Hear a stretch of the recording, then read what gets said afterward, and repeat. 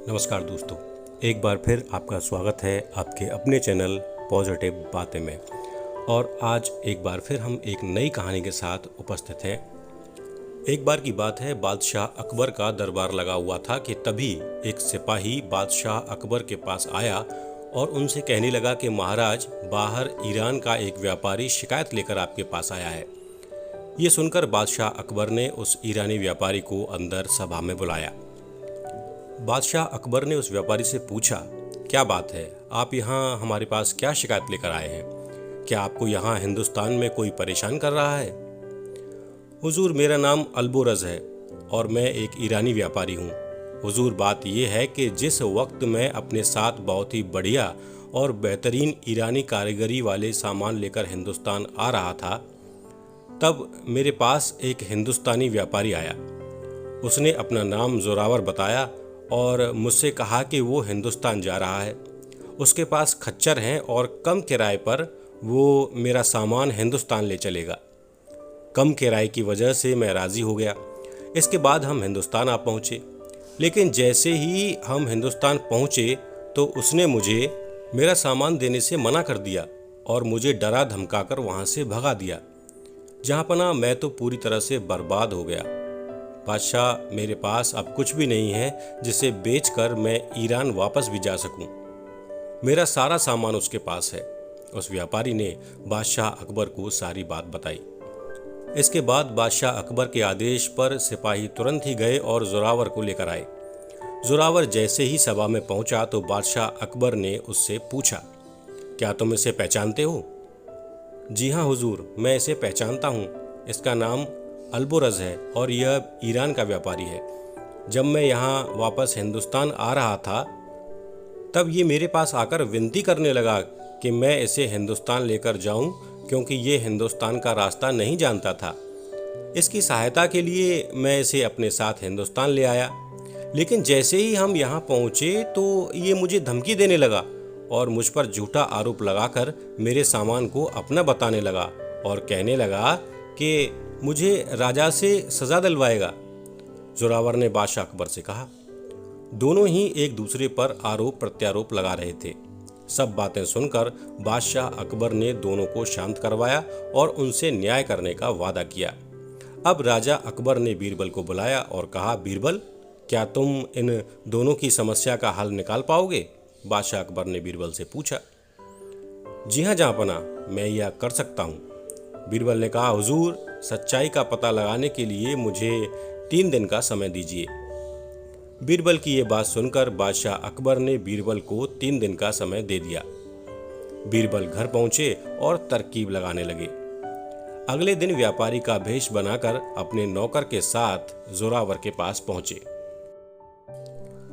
अब बीरबल ने जोरावर से कहा, हम दोनों राजस्थान के व्यापारी हैं और हमें ईरान की नक्काशी और उम्दा कारीगरी वाली चीज़ें खरीदनी हैं।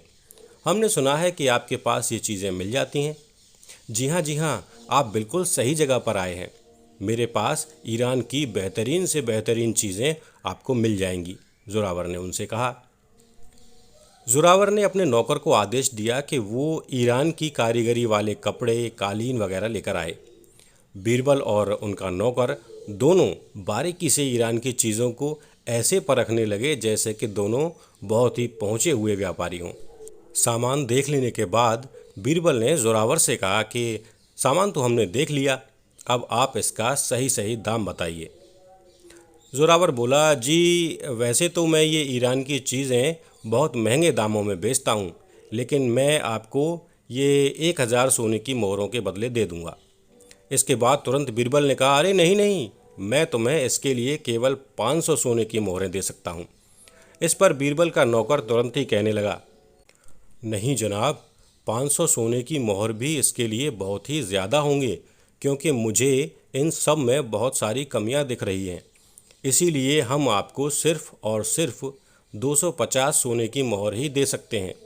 जोरावर ने कुछ सोचा और फिर राजी होकर कह दिया, ठीक है, मैं आपको ये सामान 250 सोने की मोहर में बेचने के लिए तैयार हूँ। सौदा होने के बाद बीरबल ने जोरावर से कहा, ठीक है, तो कल आकर हम आपको सोने की मोहर देंगे और ये सामान ले जाएंगे। 3 दिन गुजर चुके थे। 3 दिनों के बाद बीरबल बादशाह के दरबार में पहुंचे और अकबर से बोले, जहाँपनाह, मैंने सच का पता लगा लिया है। गुनाहगार कोई और नहीं बल्कि जोरावर है। बीरबल ने बादशाह अकबर को बताया। अरे, लेकिन मैं तो जोरावर को अच्छा व्यक्ति समझ रहा था। लेकिन क्या तुम मुझे बता सकते हो कि तुमने कैसे पता लगाया कि जोरावर ही गुनाहगार है और वो झूठ बोल रहा है?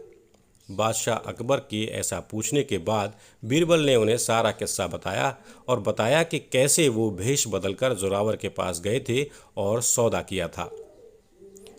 ये बातें बताने के बाद बीरबल ने बादशाह को बताया कि जहाँपनाह, कोई भी व्यापारी अपने सामान को बेचते समय मोल भाव ज़रूर करता है और उसका दाम तुरंत ही कम नहीं कर देता। लेकिन जोरावर बहुत ही कम दाम के बदले अपने सामान को बेचने के लिए राज़ी हो गया। लेकिन अगर एक व्यापारी जिसने वो सामान खुद खरीदा होता तो वो इतनी जल्दी अपने सामान को कम दाम में नहीं देता। इस बात को जानने के बाद हमने जोरावर के नौकर को पकड़ा और उसे सज़ा का डर दिखाया। तब नौकर ने सारी बात सच सच बता दी और वो अब आपके सामने गवाही देने को तैयार है। ये सब बातें सुनने के बाद बादशाह अकबर ने दोनों व्यापारियों को बुलवाया और फैसला सुनाते हुए जोरावर को 1 साल की कैद की सज़ा सुनाई और जुर्माने के तौर पर 1000 सोने की मोहर अलबुरज को देने का हुक्म दिया। और एक बार फिर बीरबल ने अपनी अक्लमंदी से एक और समस्या हल कर दी। तो साथियों, कैसी लगी आपको कहानी? तो अगर ये कहानी आपको पसंद आई है तो इस कहानी को शेयर करें, लाइक करें और आपके अपने चैनल पॉजिटिव बातें को सब्सक्राइब कर लें। धन्यवाद।